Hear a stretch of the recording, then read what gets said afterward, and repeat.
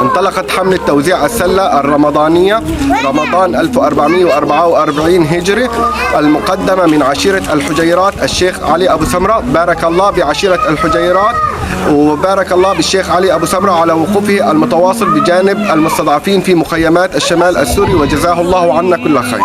بالعطاء تجد السعادة في الخطى، وتعيش حياتك هانئا بالصالحات لتربطا، بالصالحات لتربطا.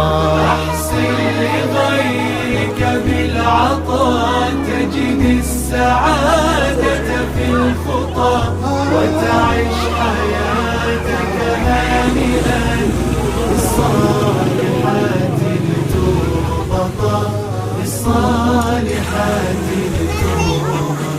كم من أناس كالمطر مروا وقد تركوا الأثار، لله ساروا مخلصين، فنعم دار المستقر، فنعم دار المستقر.